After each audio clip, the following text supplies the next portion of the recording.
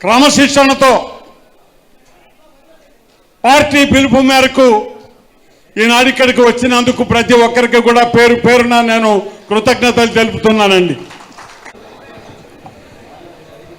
పార్టీని బలోపేతం చేసే దిశగా జగన్మోహన్ రెడ్డి గారు తీసుకున్నటువంటి ఒక నిర్ణయం ఈ డివిజన్ కమిటీలు, మరి అదేవిధంగా విలేజ్ కమిటీలు, మరి ఇవన్నీ కూడా ఏర్పాటు చేసుకున్నట్లయితే పటిష్టమైనటువంటి పార్టీ యంత్రాంగం, పార్టీ సైన్యం ఎవరైతే గత ఎన్నికల్లో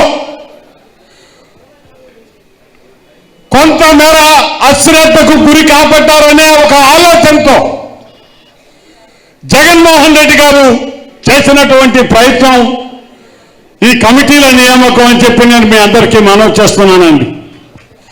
ఈరోజు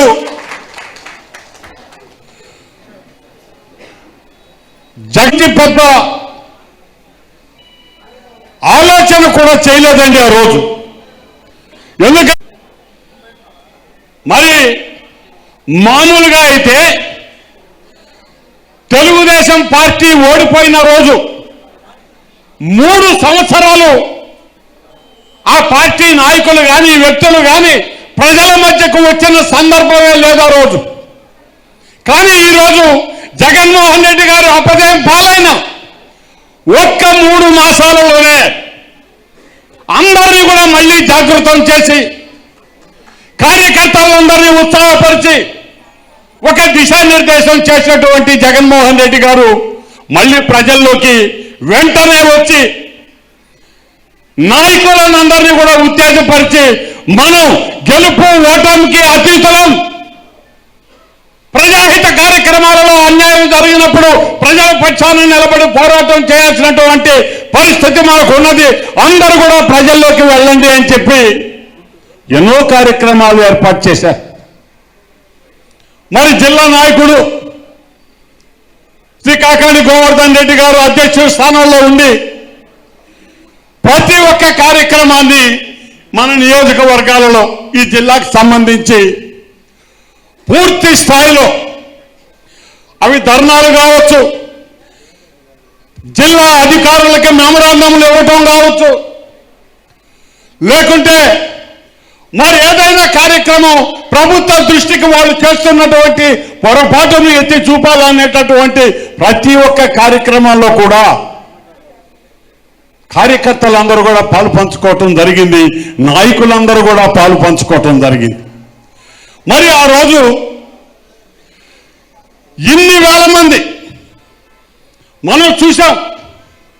కలెక్టర్ ఆఫీసు పోతా ఉంటే వేల సంఖ్యలో జనం అందరూ కూడా స్వచ్ఛందంగా జగన్మోహన్ రెడ్డి గారి కోసం, ఆయన గెలవలేదా మళ్ళీ మనం గెలిపించుకోవాలి ఆయననే ఒక కసితో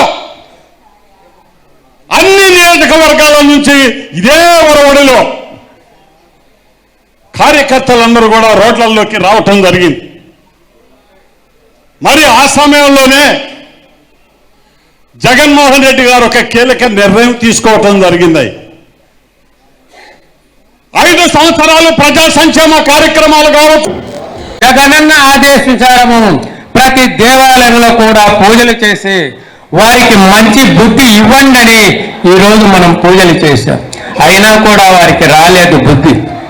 కానీ మనం ఒక్కటే, రేపు కార్యకర్తలందరూ కూడా మెరికల్ లాంటి నేను జగనన్న సైన్యంలో ఒక సభ్యుని అని కాలరి ఎగరేసుకునే ఉండేటట్టుగా మీరందరూ కూడా సభ్యులుగా చేరి ఐడి కార్డుతో దాదాపు బీమా పథకం కూడా ఏర్పాటు చేస్తున్నారు.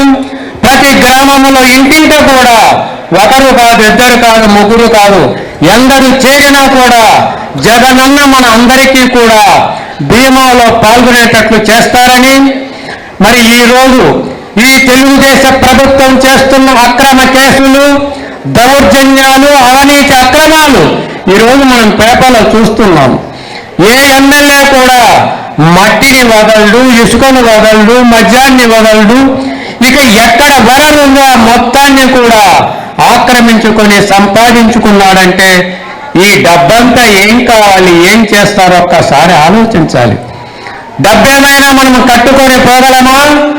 ఎన్ని ఆస్తులు సంపాదించినా, ఎన్ని బిల్డింగులు కట్టినా, ఎన్ని పదవులు మనకు వచ్చినా చివరకు మనము పోయేది బండి కట్టెల మీద 6 అడుగుల గొంతులో పోతున్నాం. ఎందుకు ఈ యొక్క తపన, కోరిక ఎందుకు ఇలా చేస్తున్నారో ఎవరికి అర్థం కావడం లేదు. కానీ డబ్బంటే ఆశ. మరి నిన్న కోటాను కోట్లు పెట్టి డబ్బు వెదజల్లారే, ఆ డబ్బు సంపాదించుకోనిక మీ యొక్క యుక్తుల చేష్టలు. ఏదైనా మానవత్వము, వ్యక్తిత్వం ఉన్న మానవుడిగా మనమందరం కూడా జగనన్న ఆదేశానుసారము ప్రతి గ్రామంలో కూడా ఒక సైనికుని తయారు చేసి రేపు రాబోయే ఎన్నికల్లో మీరందరూ కూడా ఒక సైనికులుగా తయారై ఈ రూరల్ నియోజకవర్గంలో విజయ్ కుమార్ రెడ్డి అనే మంచి ఉద్దేశంతో జగన్మోహన్ రెడ్డి గారు ఈరోజు పార్టీ పటిష్టత కోసం ప్రతి పార్టీ కార్యకర్త నాయకుడికి కూడా మనం ఒక ఐడి కార్డు ఇవ్వాలా అన్న ఆలోచన ఆయన తీసుకోవడం కూడా జరిగింది.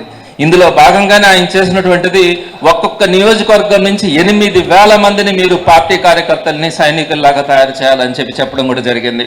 వాటిని గ్రామ కమిటీలుగా, డివిజన్ కమిటీలుగా, వార్డు కమిటీలుగా వేసుకొని ఈరోజు వాళ్ళందరికీ కూడా ఐడి కార్డు ఇద్దాం. జగన్మోహన్ రెడ్డి గారి సంతకంతో మీ అందరికీ కూడా ఏప్రిల్ నెలాఖరు లోపల ఐడి కార్డ్స్ కూడా ఇవ్వబడతాయి. ఇవే మీకు రేపొద్దున ఆయుధాలు అవుతాయి. రేపొద్దున మీరు మన పార్టీ అధికారంలోకి వచ్చిన తర్వాత మీకున్నటువంటి ఐడి కార్డే మీరు ప్రతిపక్షంలో ఏ క్యాడర్లో పనిచేస్తున్నారు, ఏ విధంగా పనిచేస్తున్నారో గుర్తించి రేపొద్దున ఏ నామినేటెడ్ పదవి కానీ లేదనుకుంటే ప్రజలకు మీరు సహాయం చేయాలనుకున్నప్పుడు నేను ప్రతిపక్షంలో ఈ హోదాలో పనిచేస్తున్నానని చెప్పినటువంటి ఆ కార్డును చూపిస్తే మీ పనులన్నీ కూడా జరిగేలాగా జగన్మోహన్ రెడ్డి గారు నిర్ణయం తీసుకొని ఈ కార్డు అందరికీ కూడా ఈ పదవులు వేయాలని కూడా నిర్ణయం తీసుకోవడం జరిగింది. మీ అందరికీ తెలుసు జగన్మోహన్ రెడ్డి గారు ఒక్కసారి ఒక మాట చెప్తే నిలబడతారు. చంద్రబాబు నాయుడు లాగా పూటకొక వేషగాడు లాగా చంద్రబాబు నాయుడు లాగా ఏ ఒక్కరు కూడా ఉండరు. జగన్మోహన్ రెడ్డి గారిలో ఉన్నటువంటి నిజాయితీ, జగన్మోహన్ రెడ్డి గారిలో ఉన్నటువంటి కమిట్మెంట్ అందరికీ తెలిసిందే. జగన్మోహన్ రెడ్డి గారు ఈరోజు పదే చెప్తున్నటువంటి మాట ఒకటే, రేపొద్దున మన ప్రభుత్వం వచ్చిన తర్వాత ఈ రోజు కష్టపడినటువంటి ప్రతి నాయకుడి కార్యకర్తకి కూడా మనం గౌరవం ఇవ్వాలా, మీరు కాపాడుకోవాలా. మీరు ఈ రోజు మీతో పాటు నడుస్తున్నటువంటి ప్రతి కార్యకర్తకి కూడా గ్రామ స్థాయి కమిటీల్లో, వార్డు కమిటీల్లో మీరు చోటు కల్పించండి అని చెప్పడం కూడా జరుగుతూ ఉంది. చాలా మందికి రాష్ట్ర పదవులు ఉంటాయి, జిల్లా పదవులు ఉంటాయి, అవన్నీ గౌరవార్థం కూడా ఉంటాయి. తప్పకుండా సీనియారిటీ మీద అవన్నీ వస్తాయి.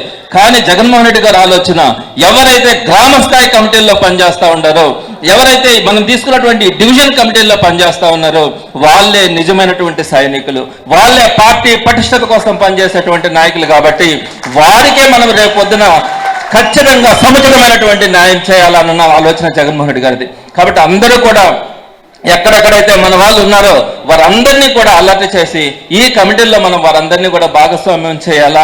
తప్పకుండా కూడా వారందరికీ కూడా ఏప్రిల్ నెలాఖరు లోపల మంచి పదవులు వేసి, పోస్టులు వేసి వారందరినీ కూడా గౌరవించగలిగితే రేపొద్దున అధికారం వచ్చిన తర్వాత తప్పకుండా కూడా వారందరినీ జగన్మోహన్ రెడ్డి గారు మన ఏదైతే పార్టీ ఇన్ఛార్జీలు ఉంటారో వారు ఎమ్మెల్యేలు అవుతారు. వాళ్ళు అయిన తర్వాత తప్పకుండా కూడా వారందరినీ కూడా మనం గౌరవించడం జరుగుతుందని మీ అందరికీ తెలుసు. 2019లో 151 సీట్లు మనం గెలిచినాం, అదొక పెద్ద ఫిగర్. ఆ తర్వాత మొన్న చూస్తే 2024లో 164 సీట్లు వాళ్ళకి వచ్చినాయి. సరే, ప్రజలకు కూడా అమావాస్యకి పౌర్ణానికి తేడా తేలాలి అన్న ఆలోచనతో ఈ చంద్రబాబు నాయుడు గారిని గెలిపించడం కూడా జరిగింది. ఈరోజు చూస్తా ఉన్నాం, అమావాస్యను అనుభవిస్తా ఉన్నారు. ఇది చూసిన తర్వాత రేపొద్దున జగన్మోహన్ రెడ్డి గారి పరిపాలన మరలా కావాలన్న ఆలోచన ఈరోజు ప్రతి ఒక్కరికి కూడా రావడం జరిగింది.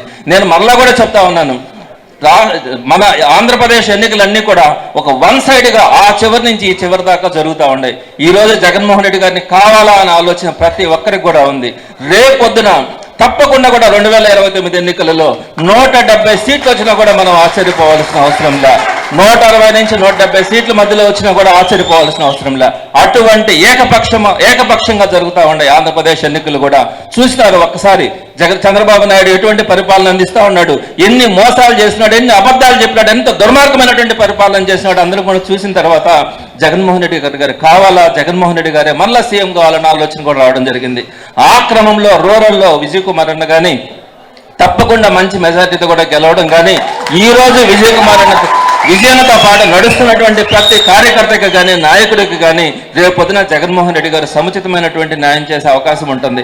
నేను ఒకటే అందరికీ కూడా చెప్తా ఉన్నా, ఈ రోజు మనం కనుక చీకటిని చూడడానికి అంటే కష్టాలని మనం పడడానికి కష్టాలని మనం భరించడానికి మనం కనుక ఇష్టపడకపోతే రేపు పొద్దున మంచిని చూడడానికి కూడా మనకు అర్హత కూడా ఉండదు. మనం రేపొద్దున ఒక మంచిని చూడాలన్నా, రేపొద్దున మనకు ఒక మంచి జరగాలన్నా, మన ద్వారా ఒక 10 మందికి మంచి జరగాలన్నా ఈ రోజు కష్టం వస్తే మనం బరాయించాల్సిన పరిస్థితి ఉంటుంది. తప్పకుండా కూడా ఈ రోజు మనం కష్టాన్ని బరాయిద్దాం. రేపొద్దున ఈ కష్టాలన్నింటినీ కూడా గుర్తుపెట్టుకుందాం. మనం ఏం చేయాలో ఈ రోజు నిర్ణయం తీసుకొని 2029లో ఖచ్చితంగా జగన్మోహన్ రెడ్డి గారి అధికారం వస్తుంది, వైఎస్ఆర్సీపీ వస్తుంది. మనం 10 మందికి మంచి చేయడం జరుగుతూ ఉంది. అదేవిధంగా మనల్ని ఇబ్బంది పెట్టిన వాళ్ళని కూడా ఖచ్చితంగా ఆ రోజు ఏ ఒక్కరు కూడా ఉపేక్షించేది కూడా ఉండదు. కాబట్టి తప్పకుండా కూడా ఈ రోజు మీరందరూ కూడా వైఎస్ఆర్సీపీ పార్టీ కోసం ఇదే క్రమంలో రాబోయే అది సంవత్సరమా 2 సంవత్సరాల 3 సంవత్సరాల ఈ కష్టాలని కనుక మనం బరాయిస్తూ కష్టపడి పనిచేస్తే తప్పకుండా అందరికీ రాష్ట్రానికి మంచి జరుగుతుందన్న ఆలోచనతో మీ అందరికీ కూడా ఈ కమిటీలు ఇన్వాల్వ్ కమ్మని కూడా చెప్పడం జరుగుతూ ఉంది. పక్కన పెడితే మీ సత్తా ఏంటో మీ కథ ఏంటో తెలిసేటువంటి వాళ్ళం కాబట్టి దానికి మీరు సిద్ధపడాలంటే తప్ప మీరేదో మేము పోలీసులను పెట్టుకున్నాం అడ్డు చేసుకున్నాం ఇటు చేసుకున్నాం వస్తామంటే ఆ ఉడత బెదిరింపులకు భయపడేటువంటి పిరికి వాళ్ళు వైఎస్ఆర్ కాంగ్రెస్ పార్టీలో ఉండడం అనేటువంటి విషయాన్ని ప్రతి ఒక్కరు గమనించాలి, ప్రధానంగా పోలీసులు గమనించాలని చెప్పి మీ అందరికీ తెలియజేస్తున్నాం. చాలా ఇబ్బందులు పెట్టేటువంటి పరిస్థితి ఉంది. కాబట్టి ఎవరు కూడా ఈ రోజు మనం మాట్లాడుకుంటాం, పోయినసారి మనం సరిగ్గా పట్టించుకోలే వదిలేశాం. కాబట్టి పోలీసులు ఇష్ట ప్రకారంగా వ్యవహరించారు. పోలీసుల వ్యవహార శైలి ఏ విధంగా ఉంది అంటే ఈ రోజు రూరల్లో పనిచేసేటువంటి వాడు నాకు ఫోన్ చేస్తాడు, సార్ బాగుండారా,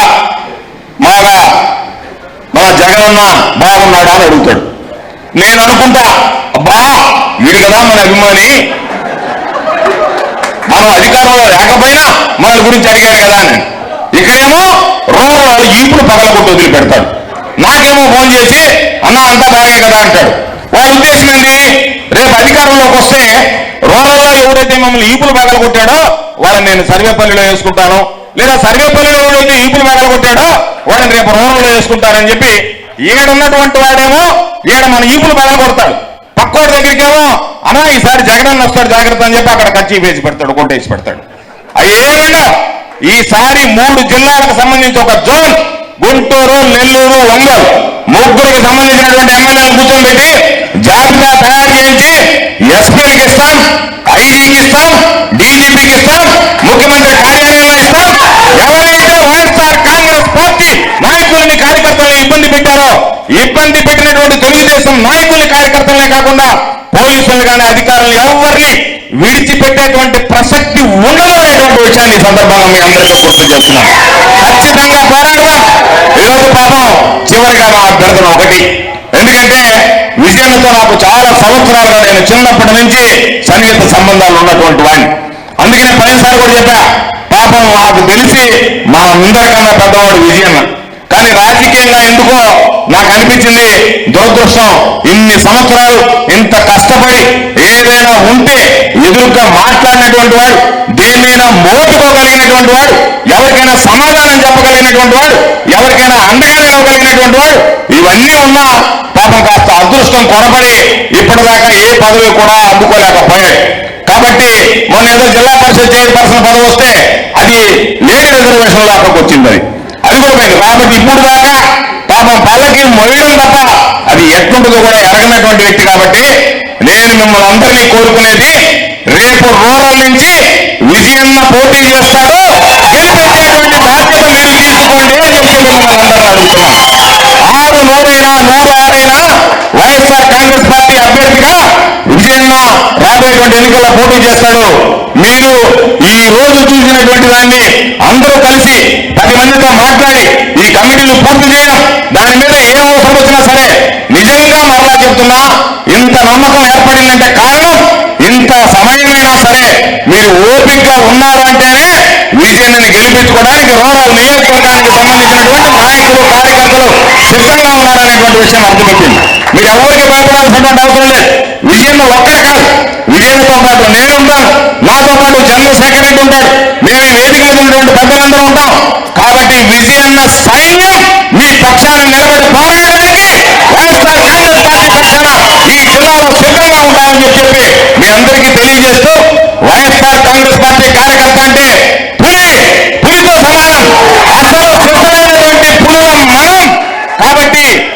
పుల్లలు సిసలైనటువంటి పుల్లలు కాగితాల పుల్లలను చూసి మీరు భయపడకండి. అవి ఒంటి